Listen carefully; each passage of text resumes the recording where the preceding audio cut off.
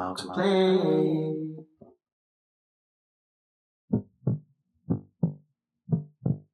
In understanding that my sense of self comes from my sense of community, I can agree that my community is self.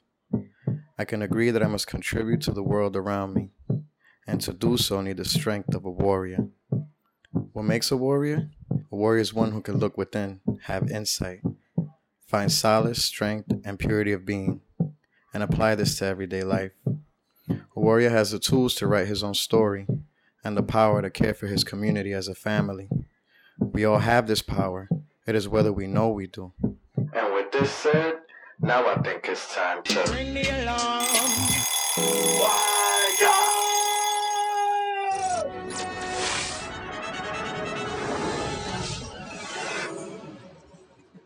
You have to let it all go, Mia. Fear, doubt, disbelief. Free your mind. Welcome to Guazabara Media, your source for socially conscious information. Tune in every Wednesday at 10 p.m. to come learn more of the truth about your mind, your body, and your soul. Become more aware of yourself and the world around you. Like our videos and don't forget to subscribe.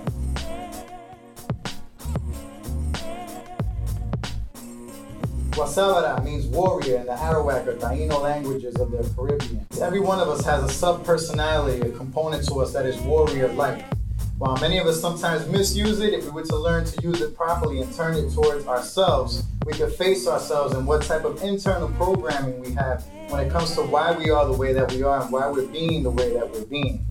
If we have true access to that and it is programmed by ourselves, not the world around us, then we can live our life to our fullest potential.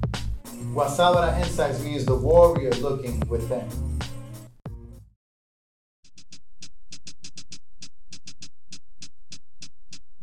In today's society, we're taught to learn in specific ways. Follow instructions, never question authority, and what you read is the absolute truth, especially when it has to do with who you are and the history of your ancestors. Depending on your background and whether or not you had the privilege to attend an institution of higher learning, you're not taught the power of thought, or what it is to think critically, of questioning any information that comes your way to make sure that it applies to your growth and evolution as a human being. When we ask questions in any instance, we begin with either who, what, when, where, and most importantly, why. Funny enough, when we're children and we begin the exploration of our external worlds and begin to learn how to communicate and understand the world around us, we always ask, Daddy, why? If we can't simplify and point these questions to ourselves, then no other question matters. Understanding the complete workings of our minds, bodies, and souls gives us the ultimate advantage in life. Vision, direction, purpose, being. The answer to these questions leads to the understanding of our infiniteness because we can ask these questions infinitely. So one of the key ways of educating people in this country is to quote-unquote mold our children into becoming a specific way. Now, first thing we do is we tell them they have to sit still at a desk. Pay attention to the teacher, listen to everything that they say, take notes, do their homework, bring it back, and you get a specific grade according to how much you sort of fit into the mold. If you don't fit into the mold that's already predetermined, then you can continue to be held back in a specific area until they deem that you have grown into the mold and can continue to move forward. There's a few problems with this structure. One is that you can't take a kid whose natural instinct is to get up and move, right? They have to get up. They're always fidgeting, always doing something.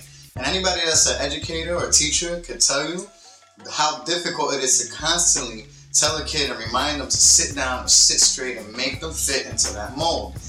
The thing is that the way the brain develops is through movement. Children learn through movement. So if you can incorporate movement and learning, then a kid will learn more than if you told them that they had to sit still in a specific way.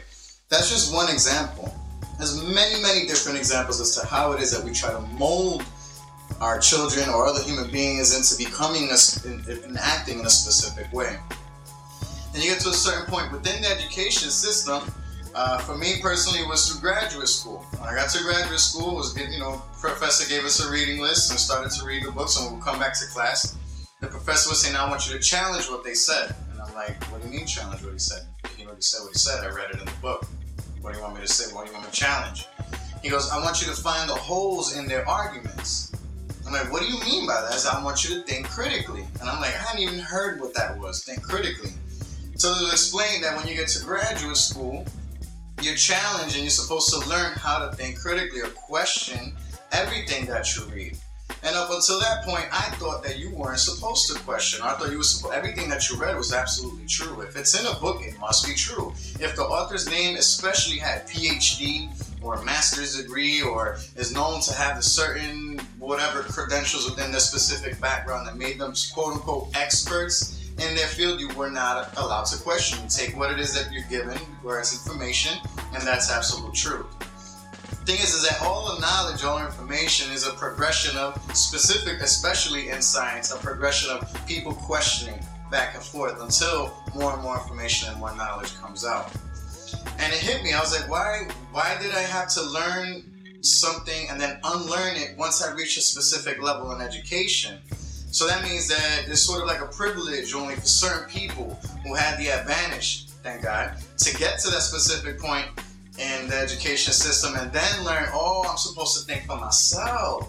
I'm supposed to question things and make sure that they apply to me. That bothered me a lot. And the reason is you could look down, especially if you've not worked in education systems or, New York, New Jersey, Pennsylvania.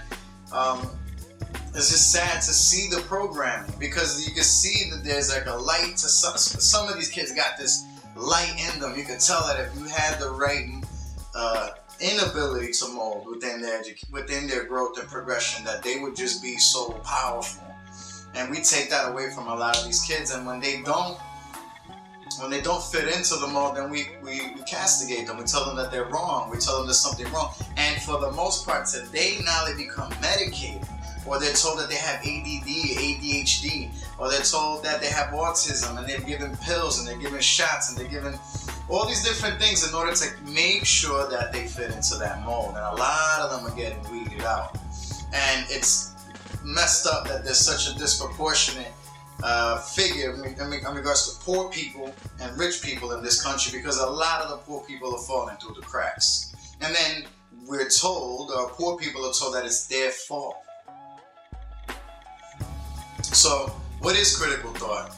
Being able to think critically, being able to question things and take information, apply it to yourself, make sure there's something that works for you. And the thing is that we have a lot of this programming within us, a lot of this information, or a lot of these beliefs that we subscribe to. We don't really understand them. We just do it because we were told that that's what we were supposed to do. Now, my challenge to you is to look at those things and say, does this apply to me? One. And two, is it constructive or destructive? Right?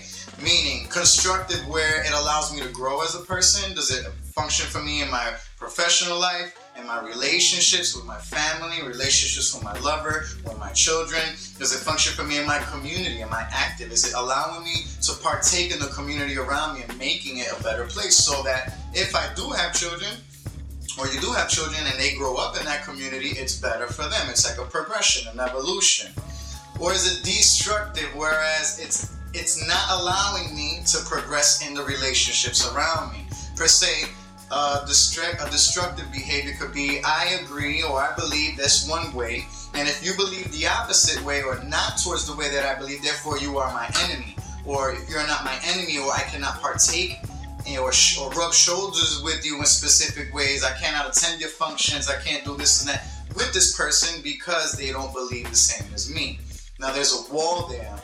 You cannot create community. A community cannot evolve, a community cannot develop if there's walls, if there's separation. It's going to continue to grow, and a lot of these walls grow so thick that it becomes hate. And a lot of this hate turns into violence, which is why there's so much violence specific in our communities, because these walls come from ignorance. They come from our inability to want to know, our inability to have access to information, to know and to understand the people around us, so that we create a sense of family and a sense of community.